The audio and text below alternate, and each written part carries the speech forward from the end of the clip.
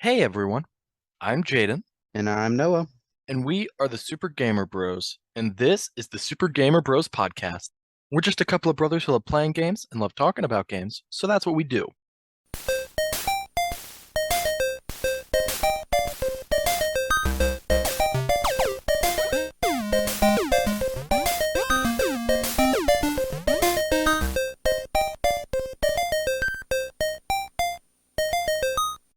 And today, Noah, I'm pretty excited about this one. We are talking about Toy Story 3, the video game. Now, many of you out there who never played this might be scratching your heads and wondering, Toy Story 3, that's really one of the greatest games, huh? But it is. I can't exactly remember how we got it, but do you? Well, I think, we were younger. The game came out in 2010, so we were both, I don't even think you would have when the game came out maybe been 13, so just a teenager. And I mean, back then we mostly, growing up, we I would say at least 80% of the games we played were licensed games, based on movies, TV shows, stuff like that because I mean, we were the target demographic for those games. They're targeted at children who like those movies and games. Like we've played any like game based on a DreamWorks movie that came out probably before the year 2012. We would buy it and play it, or we would have our parents buy it and we would play it. That's why we played a lot of the Lego games when we were younger, was because there was like Lego Star Wars, Lego about based on things that we liked. And we played a lot of movie tie-in games specifically, and so I think we were just really into Toy Story, and Toy Story 3 when it came out, we loved. And so I think the game really, it was just we wanted it. It was a game based on a movie. And yeah, I think that's as much as that's all that went into it. We just wanted it. Yeah, I mean, that's enough said. Yeah. And it is, one of the best licensed tie-in games that has ever come out. I would certainly say, I mean, especially the ones we played, certainly top five, maybe even number one in the ones that we have played. I agree. And yeah, I mean, we're not joking about it. It is a really, really good game. All right, let's get into it. Yeah. So, uh, the game is basically split up into two parts, as we played it. Just kind of get into that a little bit later. Basically, like Um, two game modes. I mean, yeah. So, there's the story. The story is, obviously just telling you the story of the movie. So it's just levels based on the Pixar film Toy Story 3. And I guess a little caveat, there is one level where you actually play the Buzz Lightyear video game level that is seen at the beginning of Toy Story 2. Cool scene. Uh, Iconic, actually. iconic scene. I love that scene. But yeah, yeah. So that Yeah, one, but that's really yeah, not the main point of the thing. game. It's the other game mode. I mean, correct. Yeah, the story is there, but the big draw of the game, I feel like even when we got it, because I can remember, trailers for the game, specifying the toy box mode. In the game, I believe it's called Woody's Roundup. And it's set in the fictional Woody's Roundup universe. The toy Woody based on this old like 50s children's show Woody's Roundup set in the Wild West, and that's where this toy box game mode is set up. This is an open world area where you can, explore wherever you want, kind of, do whatever you want that the game allows you to do. There's a lot to it. We'll get into kind of the stuff you can do later, but I mean, the yeah, toy box is the superior portion of the game I by mean, far. absolutely, yeah, and yeah, that's kind of the setting. So now we'll get into what will be probably the fastest story section of the podcast that we've done. So, in terms of the story here, this Toy Story 3, the video game, is based on the film. Sheriff Woody, Buzz Lightyear, Jessie, and others are among toys who previously belonged to a boy named Andy. Now 17 years old, Andy has donated his toys to a girl named Bonnie before leaving for college. Three of Andy's toys, Ham, Rex, and Slinky Dog, tell Bonnie's original toys about an adventure they had prior to being donated to Bonnie. Andy's toys explain that they were donated to Sunnyside Daycare Center, run by a friendly stuffed bear named Lotso. The toys later learn that Sunnyside is a toy prison run by Lotso, who turns out to be a disgruntled ruler of the daycare toys. Andy's toys escape through a trash chute and wind up in a garbage truck, which takes them to a landfill, where they are about to be destroyed by a trash shredder. So this kind of little differences between different versions of the game. In the PlayStation 2 and the PlayStation Portable PSP versions of the game, the toys are saved by Andy's alien toys, which is how it happens in the film. In the other versions of the game, Woody, Buzz, and Jesse save the other toys.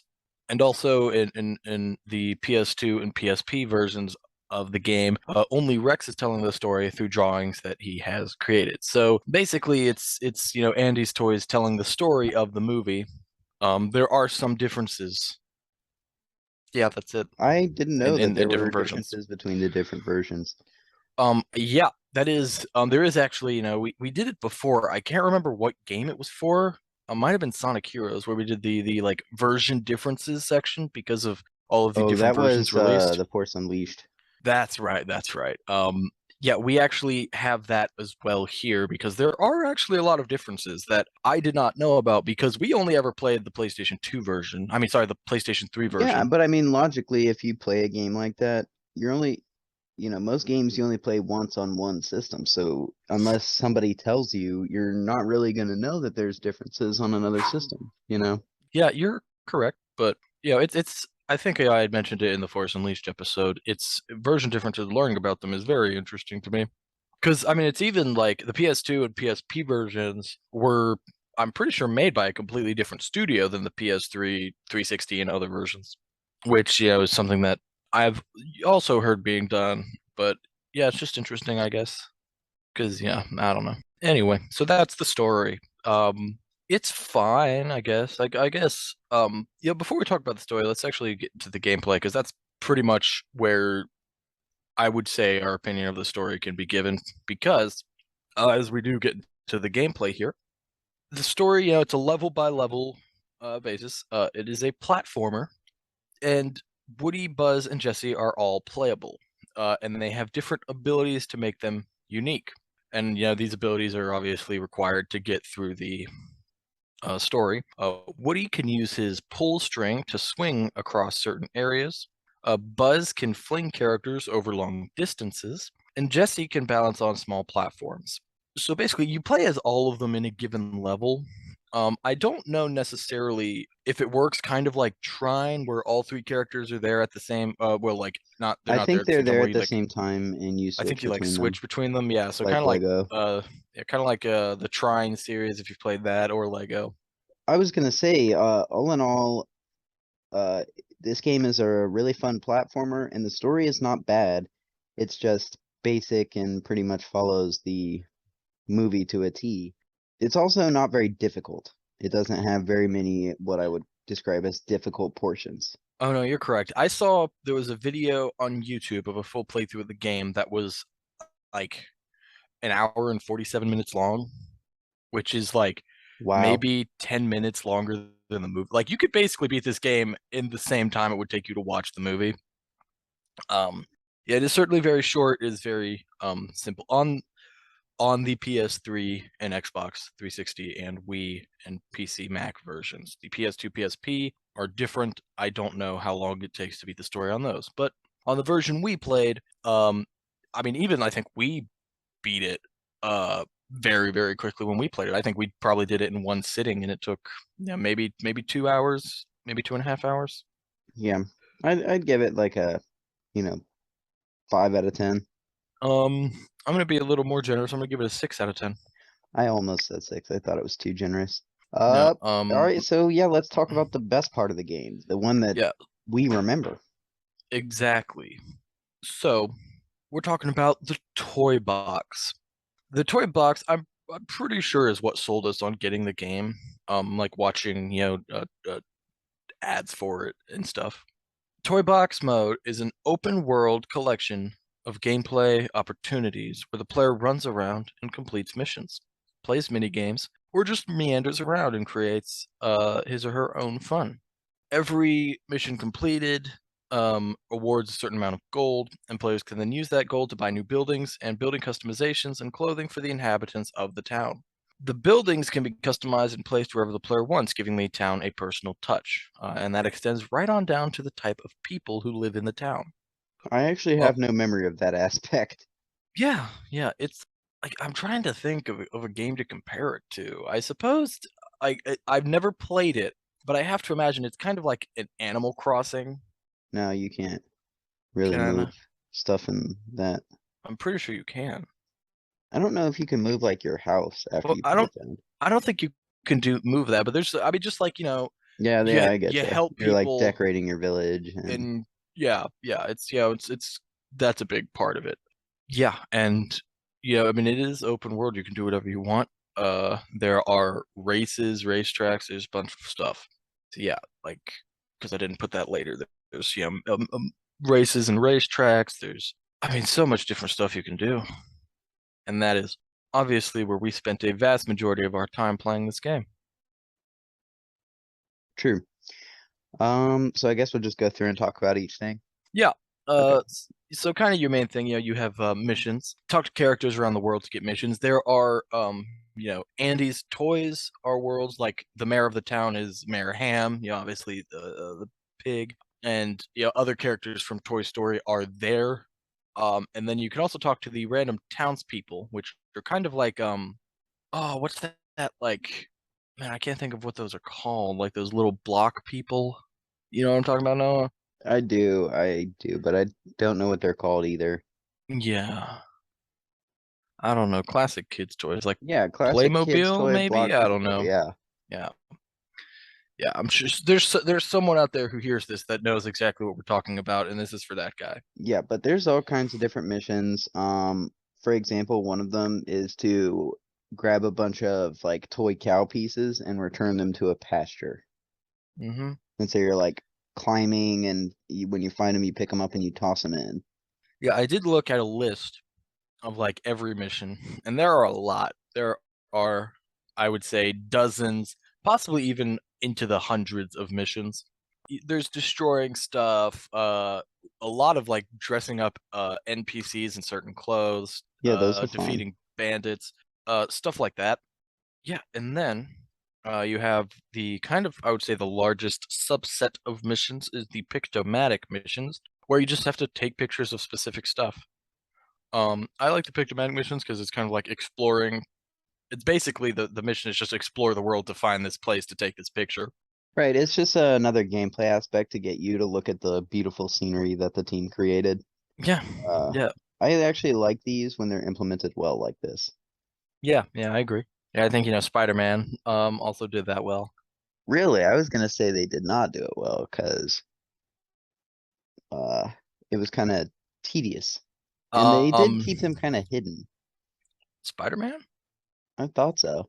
I mean, no, you're taking pictures of like landmarks and stuff. Yeah, They're usually iconic pretty, landmarks. I and know. they're marked on the map and stuff. Whatever. I just did Okay, not enjoy it as much in Spider-Man. okay, that's fair. That's fair. What about paratroopers? Yeah, so there are also paratrooper missions. So these are the little plastic green army men that we had as kids. A lot of people, I'm sure, had those. And there are versions of those figures sold that we had where they come with little parachutes. These little plastic parachutes. So the basis of those missions in the game is you're just parachuting from somewhere high up and you have to land on this target. Yeah, that's it. I mean, it's like a parachuting skydiving thing. That's been a classic mission in games for a long time. Mm-hmm. Um, this is done well, and the fact that you're playing as the Green Army Men is it hits that nostalgia also. Oh yeah, absolutely. And then there's also not technically not missions, but gold stars, which are basically like they're awarded for completing various tasks throughout the world. So they're kind of like I guess you could say like an in toy box achievement system. Like the game on PS3, Xbox had achievements itself, but they are like yeah, like it's stuff you probably wouldn't normally do, but it's this decently long list of stuff to do around the world that gets you these achievements. Yeah, I mean, it's just another objective. That's something I love in games. I always say to people, I need an objective when I'm playing a game. I can't play something that's like you make an objective for yourself, like Minecraft or one of those. Anyway, this is No, my favorite part. I actually completely agree with you on Oh, that one. Oh, I good. just want to say, yeah, no, I mean, games like Minecraft, like the like survival games, like 7 Days to Die, Ark, all those, the like Animal Crossing and Stardew Valley, like those types of games. I just can't play those because there's not really a set beginning and end to them, and that's just not for me. Exactly. So, my favorite part of the game is, in fact, the toy store. As Jaden said, you get gold and currency, whatnot, from completing missions and doing stuff around the toy box. And with that, you can go to the toy store where you can buy stuff to customize the town. You can also buy weapons to use and vehicles to drive around. Now, the vehicles and the weapons were my favorite. The amount of vehicles and mounts in this game is very solid for, a licensed Toy Story game. And obviously my favorite mount has to be Bullseye. Of course. Yeah, anything else about the Toy Store? Or is the Um, hundreds and hundreds of customization options with that? I mean, I would say it's kind of with that because well, no, I that's kind of different. I had nothing about the Toy Story. You also buy, I guess I didn't specifically say that, but customizing town means you buy buildings there. Yep. So it is kind of needed to advance the like Toy Box story because I would say kind of your like main story, I guess, from Toy Box is the missions you do for the mayor. And several times you'll encounter a mission for him where you have to like buy this building and add it to the town. Yeah, it's Um, again a really nice way to implement missions in order to force you to customize the town. yes, yes. So then we get on to so the candy shop has, it's basically like one of those kind of like one of those like quarter machines. I don't know why I'm drawing a blank on what those are like called. The like toy dispensing machines you'll see at grocery stores. You put quarters in, you turn the dial, a random, Gumball little machines. package. I mean, yeah, but not gumballs, the ones that have toys in them. I think they're still called that though. I suppose it's the same design at the very least, yeah. But you basically have a machine like that, so you spend some coins and you get a random customization option. And there are hundreds and hundreds of customization options ranging from hats to hairstyles to outfits. I mean, there's a lot. And you customize the townspeople up in these different outfits and stuff. Yeah, just another great addition to the game. You know, Yeah. you'd be surprised at how well rounded this video game is. Do you want to talk about collectibles? I'm sure they're your favorite. Yeah, so collectibles, really quick. These are in the story mode. There actually aren't really like collectibles, quote unquote, in the toy box mode unless you count like the customization stuff and the buildings and stuff and vehicles. Like in terms of like collectibles in the story mode, there are 5 different types of collectibles. There are the cards. They're collectible card sets of various themes found in the levels. I don't know if they do anything. I like looked around, did my minimal amount of digging, and nothing that said they really unlocked anything or did anything. It's just you find You them. get a trophy for it or something? Oh yes, you get achievements, but in terms of in-game stuff, there's not really anything that they do. You also can find townspeople. These are obviously just like the townspeople from the toy box mode, just in the levels. Andy's memorabilia, which is obviously just Andy's kind of old stuff. The aliens, the Pizza Planet aliens. Typically, they're dressed up in different outfits.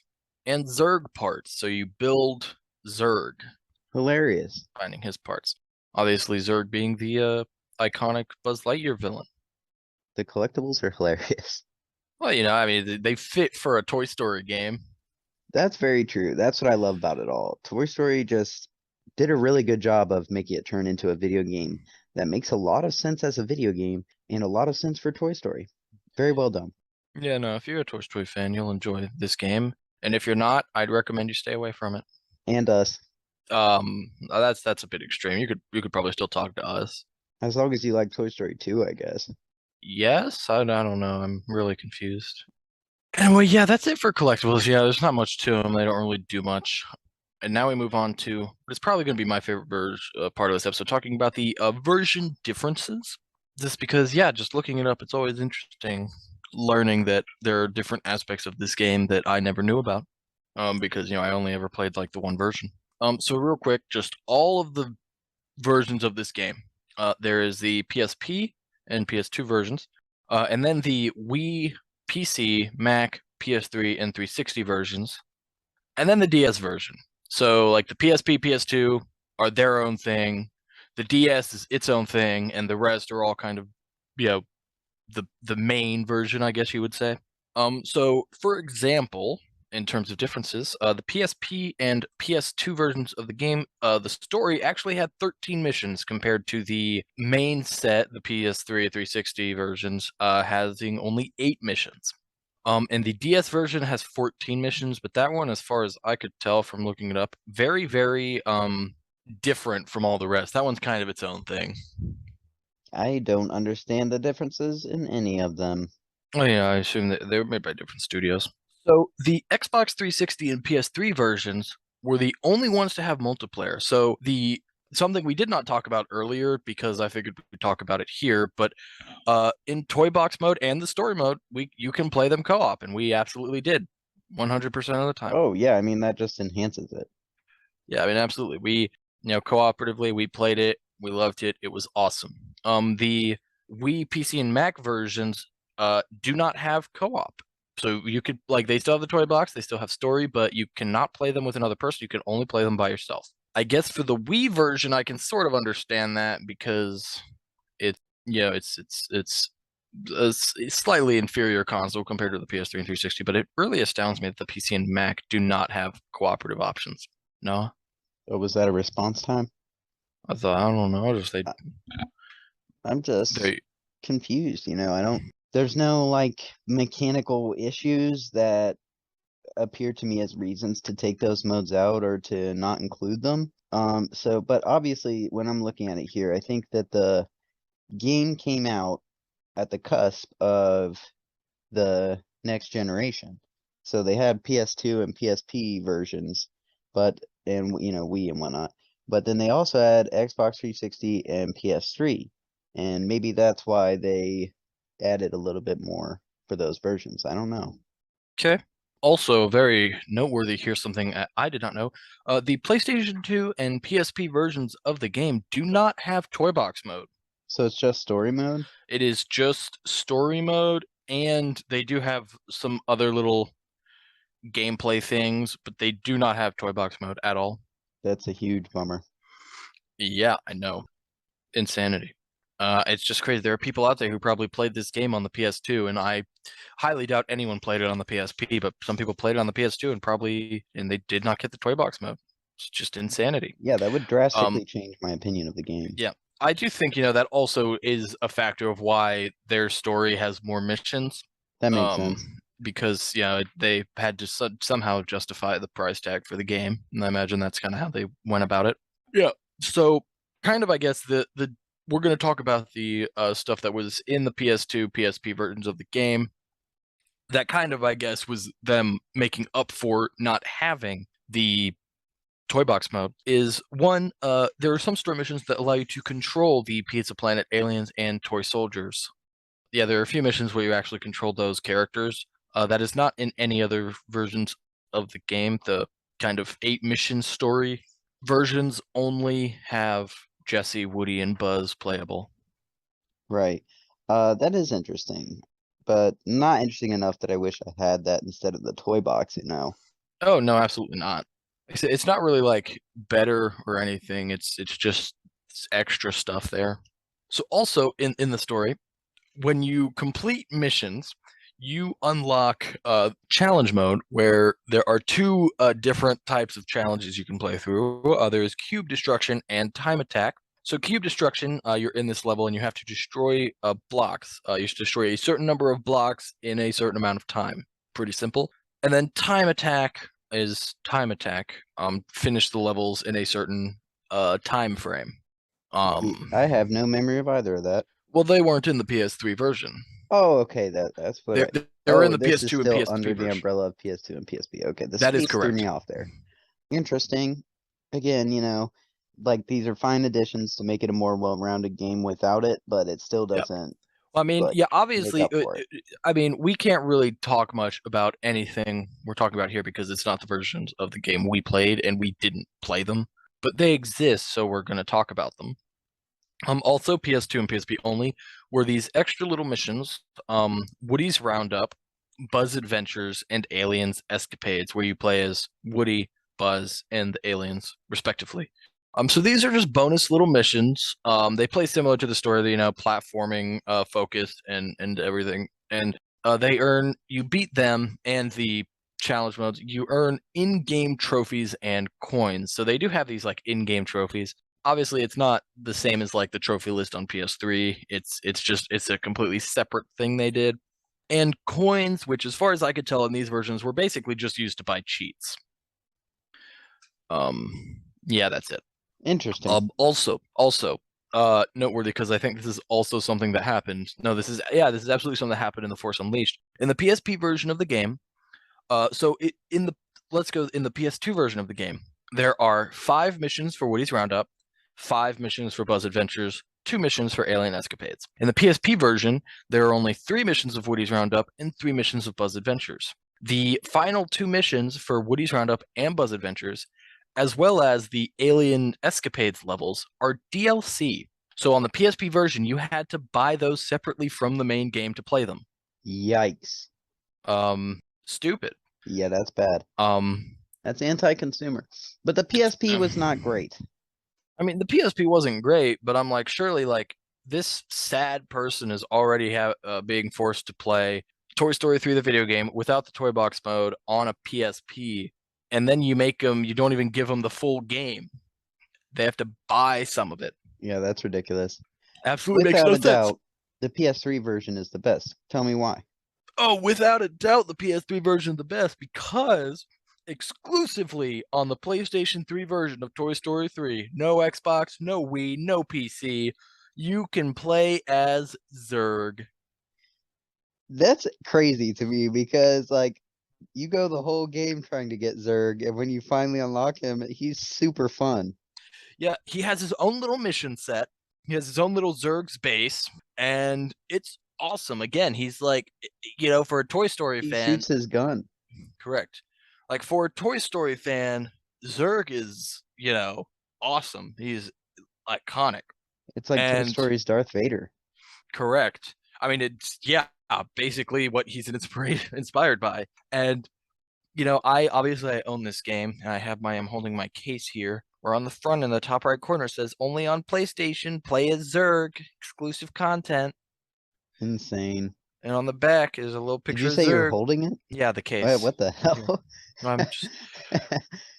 I just picked it up because I was like, Extra. I just thought I could remember there being something on the case about it, so I went and grabbed it. Yeah, absolutely. PlayStation rocks. It's the best. Best game exclusive content. I mean, between this and playing as Joker in Arkham Asylum, I don't think PlayStation 3 can ever beat. Yeah, I just heard they're also getting exclusive stuff for Hogwarts Legacy. Like, Interesting. if you pre-order Hogwarts Legacy on PlayStation, any version, you get the Felix Felicis potion. You don't get it Oh, in any other version of the game. interesting. And you get more stuff that they haven't announced yet. Awesome. Yeah, PlayStation's the best. Everyone knows it. Yes, PlayStation is the best because we happen to get all the things, Yeah. but I That's don't also like think in that in they should um continue to do that. I think and it's that's also anti. in Marvel's Avengers, only the PlayStation version got Spider-Man as DLC. Yeah, but that game is trash and nobody played it by the time Spider-Man came out No, anyway. no, that's all correct, but it is absolutely how it works. Yeah, it's really interesting. I remember seeing when that was announced. This gamer that you and I are both a fan of on Twitter was, tweeting that he was angry that console exclusive DLC was just, a trashy thing to do. And I just remember, and I very much respect his opinions when it comes to games. And it was funny because he tweeted that out, and I read that tweet and thought, as much as in principle I absolutely agree with everything he is saying, I have a PlayStation, so I'm okay with it. Was basically kind of summed up how I felt about that. Yeah, that's true. I mean, I'm not okay with it. I still think it's like a dick move, Hmm. but No, I completely I agree have with you. every system. So if there is an Yeah. exclusive, I will get it as long as it's not on PC. Yeah, no, I agree with you. I don't have a Series XS, but most of those games are still playable on the one so far anyway, and I do have that. But I mean, I think you're correct. I think it is a dick move. It's yeah, it just and I mean, honestly, as far as I can tell, PlayStation's the only one that does it. I mean, it used to happen more with Xbox, but now either Um, Sony's just locking down these studios or the studios are coming to Sony. I don't know. well, it's just interesting. Like, I can't think of a game that was on both consoles that had Xbox exclusive DLC. Yeah, back in the Call of day, Duty, like Call of Duty, like the map packs used to come out on Xbox first, but that was like, it was only a month, and it would still come out everywhere else. I Um, think of like Soul Calibur where they had different characters on different versions. yeah, but that's also the base game. That's not necessarily DLC. Like, I'm talking specifically DLC exclusives. Okay. Yeah, like Xbox obviously has console exclusive games, but other than Soul Calibur 4, I can think of, Toy Story 3, Mortal Kombat 9, Batman Arkham Asylum, Marvel's Avengers, that all have PlayStation exclusive content despite being out on other systems. But I can't think of a game that has Xbox exclusive content while also being out on other systems. Again, aside from Soul Calibur 4. Right. Very much seems like just a PlayStation thing, which I don't know. To me, is as you said, it doesn't really make sense because I mean, it kind of does because like we have every system. So it's like I could buy Hogwarts Legacy on Xbox if I wanted to, but I want it on PlayStation because we can get more bang for our buck that way. I mean, you are correct, but I feel like that's such a small amount of people who are either only mega nerds like us, slash people who are just rich enough that they can buy both consoles. But to me, it just, yeah, I feel like that's such a small amount of people that stay, compared to like whole games that are console exclusives, those will sell consoles because someone who say, like maybe they're an Xbox gamer, but they really want to play God of War 2018, God of War Ragnarok, and they're like, man, I don't really want to buy a PlayStation, but I really want to play this game. I guess I'll shove out that I can afford it. I'll shove out the money for a PlayStation, basically for this one game. Like there are people I know of that literally will buy either a PlayStation or an Xbox for one game. That is it, or even a small handful in terms of just the console exclusives. Like that's why I have an Xbox One is for the Xbox console exclusives. I don't play any game that is out on multiple consoles on Xbox. I do Um, if it's on Game Pass. like, well, that I get that does make a difference, but before those were a thing, if it was on both consoles, I would play it on PlayStation, and I would only use my Xbox for Xbox exclusive games. But DLC, I feel like no one's gonna buy a PS3 just to play as Joker and Batman Arkham Asylum. They Agreed. can just buy Arkham Asylum for their console. Like, yeah, it's really cool to play as Joker. It's really cool to play as Zurg and play as Spider-Man, but like, yeah, it's not something moving consoles, and I feel like, the market of people who already have both and will buy it on your console is so small that it's not feasible. I feel like it's just, Like I I feel said, like I think it's less it's about like selling the console and more about selling it to the people who already have Yeah, the console. I guess, yeah. I feel like to me it's just bragging rights more than anything. That too. Because I feel like the number of sales generated by exclusive DLC is so negligible in the overall sales that they make. And I mean, I, especially, I mean, I have to say, especially a game like Toy Story 3, like this is a kid's game. Yeah, it's just unnecessary. Like, To exclude children yeah, who are on Xbox and the other systems. yeah. Um, but yeah, I think we've talked about this enough. I think we need to do a whole podcast Episode just on about it. console exclusive content. Well, we need to investigate it more. Yeah, no, we could. That's actually a good idea. No, write that down. Uh, Okay. yeah. Well, you're like my note taker in podcast. I tell you to write stuff down so you can then just text it to me so I can remember it. Anyway, notable trophies. There are none. We played this game obviously many years ago. I do own it again, and actually, like when I was looking into it for the podcast, I have decided that I am absolutely going to go back and get the platinum trophy in this game, eventually. But yeah, the trophies are very basic. It's complete the game pretty much. There's nothing like kind of miscellaneous or anything that really stands out. But that's fine. I'll get the platinum in it eventually. Oh, I'm surprised you don't have it. Well, we played the game back before I was as trophy obsessed as I am, Uh-huh. and yeah, I'll do it. I'll do it. It's Yep, not that that's long of a game. Yeah. I think it's on PS Pass, so I might play it with Paige. Toy Story 3? Yeah. Like you're gonna stream it? Yeah. I mean, I'd have to be on your account, but you're never on your PS5 anyway, and I'm never have time to play either. Anywho, Wow. let's talk about favorite moments. I want to go first Hey, go ahead.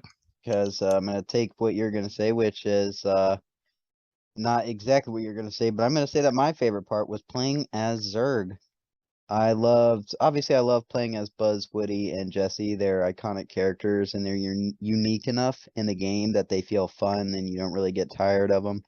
But unlocking a fourth playable character and having it be none other than Zurg himself just made the entire journey throughout the game completely worth it to me.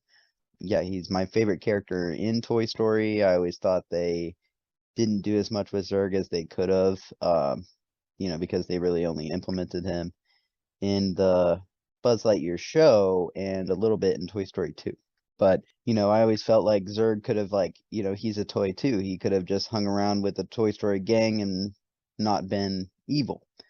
But so I thought there was missed potential there. Um, so for me, being able to play as Zurg was like a dream come true.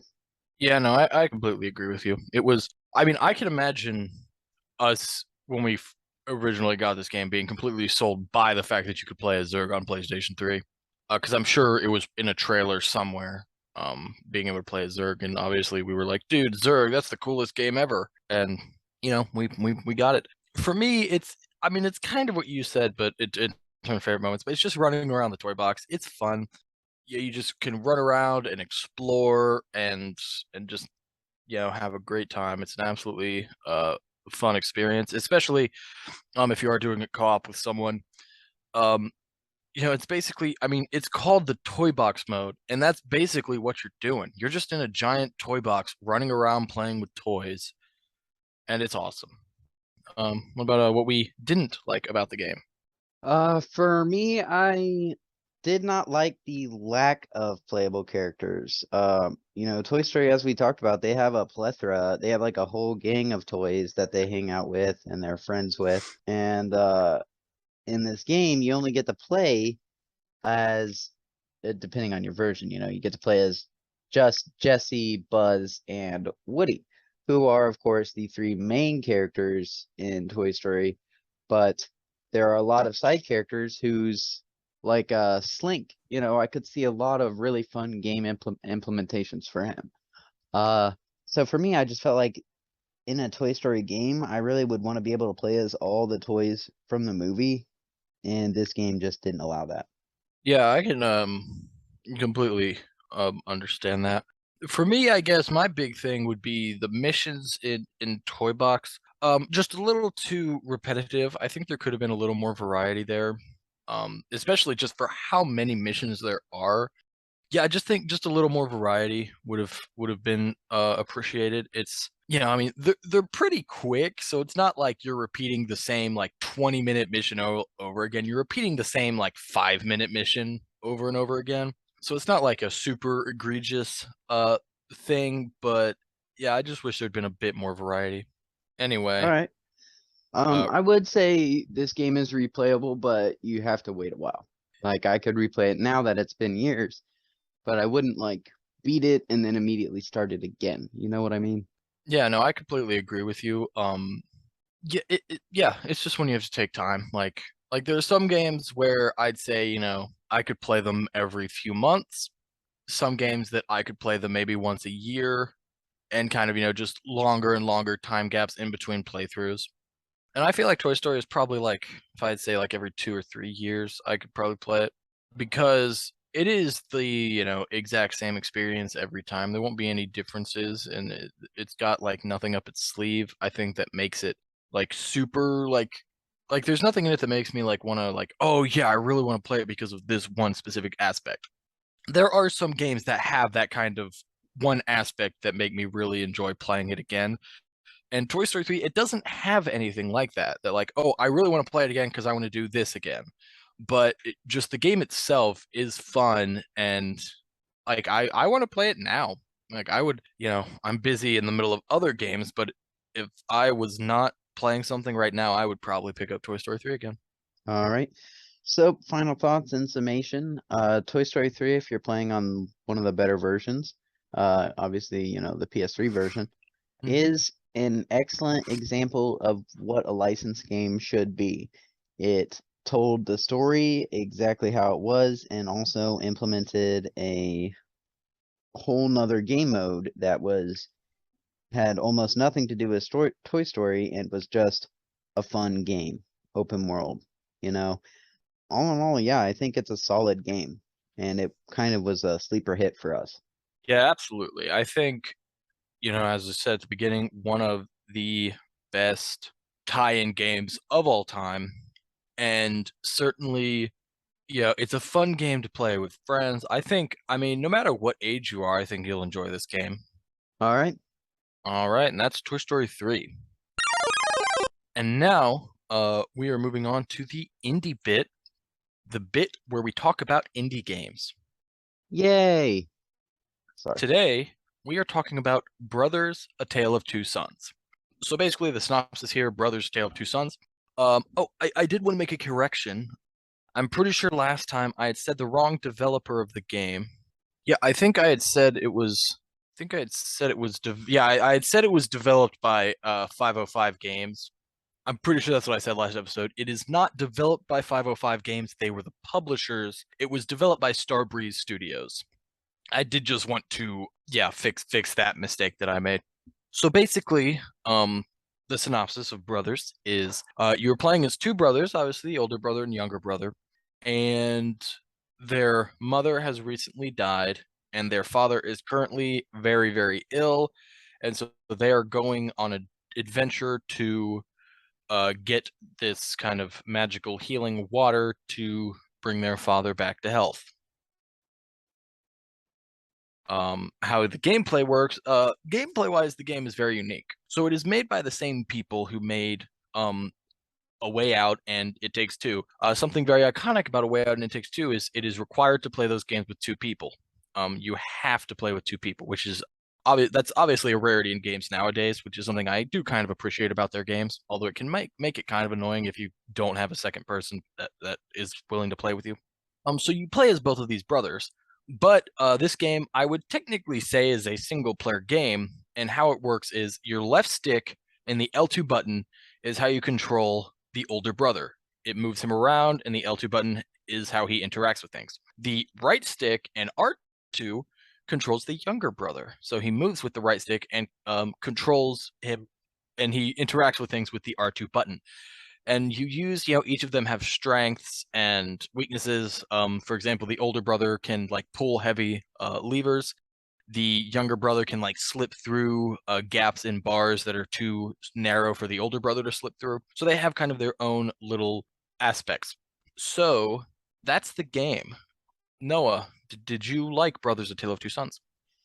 I did like Brothers: A Tale of Two Sons. As usual, this studio astounds me in their implementation of co-op gameplay aspects that haven't really been done the same way before. And I call these co-op game aspects because they work like co-op game aspects, even though you're doing them yourself with both sides of the controller, controlling two separate characters. This game, however, is a little bit cheaper in the make, all right? Um, Obviously it doesn't look very good, but that's okay. It has its own unique art style I'm a fan of. But there is no dialogue, all right? There's only the characters make noises here and there. Well, I think it is dialogue, but it is, I think, a made up language that you can't understand. Yeah, to me it's like Simlish mumbling and whatnot. Yeah, Doesn't count as dialogue. you're correct. Um, yeah, so there are no lines explaining the story. You kind of just get it uh in piecemeal. The story is actually pretty bad in my opinion. The older brother dies for no reason. Oh, that's a spoiler. Yeah, well, I guessed it would happen in the beginning of the game. Told Paige about it. But yeah, like I said, in terms of the actual gameplay, I think it's phenomenal. There's sections where you have to time your jumps together. One brother is climbing across a net section on a wall while the other brother is jumping across platforms. They just do a really nice job of implementing this two-person gameplay for one person, and I was skeptical at the beginning. Yeah, I have to pretty much agree with what you say there, in terms of they very much figured out how to make a co-op game work for a single player. They're kind of different interacting and doing different things. I think that's really cool. I think I'll be honest, the controlling two people at once is kind of annoying. I never, in terms of just walking around, like when I was actually doing stuff in the game, I was able to kind of focus on who was who. But when we're just like walking around from like getting to the next point, I just would always lose track of who I'm controlling with what stick, and I have to look down at my controller and be. I never got used to it. Yeah, the same thing happened to me. And then, but I did think, the game is fun. I didn't hate the story. I hated that the older brother died. I thought that was dumb, but I actually did like the story itself. I also liked how, at the end, eventually you were controlling the younger brother alone after the older brother has died. And you're basically trying to make your way back to where your father is. And I think it's very interesting. You still control him with the right stick and interact with the R2 button, but I think it's really cool how they did it. It's almost like, the showing him growing up and becoming more like his older brother, where there are some things that you can only do using that you actually are able to, with the one brother, interact with things using the L2 button, where, and it's kind of like, oh, it's like the older brother, he's becoming like his older brother because you're now interacting with this button that controlled the older brother to get him to do things. For example, like as part of this last little journey, because of how the mom died, the younger brother is afraid of water, and he has to swim through some stormy water here, and you have to hold the L2 button to swim. If you hold the R2 button, he won't get in the water. You also have to pull a lever, and throughout the game, the younger brother cannot do that. The older brother has to. But here, if you press the R2 button, he tries and it doesn't work. But if you press the L2 button, he actually manages to pull it and get it to work. I thought that was a very, very awesome design choice, and how it worked, like how it worked. I thought that was very, very cool. But yeah, overall, it was, their first game, Starbreeze, which, I mean, I don't know how they became Hazelight. I don't know the story there, because Hazelight is who developed A Way Out and It Takes Two. So I don't know where the transition from Starbreeze to Hazelight came in. But for like the first game by that group, I think it was fine. I think the asking price is a bit too high.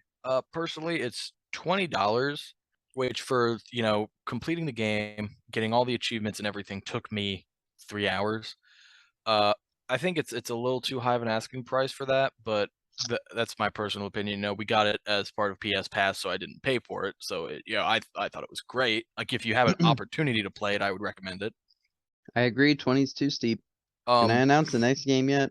Oh, I did just also want to say, in reference to the trophy list, it's something that they did with A Way Out, this company, that I just kind of baffles me, where that you don't get a single trophy for completing the game. You have to just do kind of random things throughout the journey to get all of the trophies. But this means, like with A Way Out, it's no, it's kind of the same actually. The last trophy you earn in this game, the last trophy I earned, like 100% trophy list, I still had about 75 minutes of gameplay after that to actually beat the game, which I just think is weird. I just think it's a weird thing to do. Like, I understand maybe not wanting to like give a trophy for every, 20 minutes in the story or something like that, for every small thing you accomplish. I feel like there should always be just one for beating the story. That's just kind of a weird choice in my opinion. Um, I agree. yeah. Noah, what's the next indie bit game? Jaden, the next indie bit is Valiant Hearts, The Great War. I have Now, almost picked this game for the indie bit so many times. yes, I actually played it before. I will play it again. I picked it because this is the game I thought you meant when you brought up Brothers. Oh, interesting. Okay. Okay. That's very interesting. Yeah, we got that game. That was a PS Plus game many, many years ago. And it's a game that like I always wanted to play. Like I thought seemed cool. I just never started it. So I'm actually very interested in starting that one. I think that's a good choice. Yeah, I have played it and I'm pretty sure it's not bad. That's good. Anyway, we'll talk about it next time. So don't forget, new episodes every other Monday.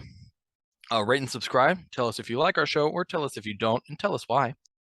Tell your friends and enemies about the podcast. And you can follow our Instagram, The Super Gamer Bros, for updates on episodes. And subscribe to our YouTube channel, Super Gamer Bros, capital S, capital G, capital B, one word, period at the end. We upload videos every Friday. Our most recent videos being part 4 of our, or part 4 of our Crash Bandicoot Let's Play, and part 5 of our Star Wars Lego Star Wars Skywalker Saga Let's Play, where we start episode 3, Revenge of the Sith. Yes. Yeah. Anyway, yeah. We'll see you guys next game. Bye.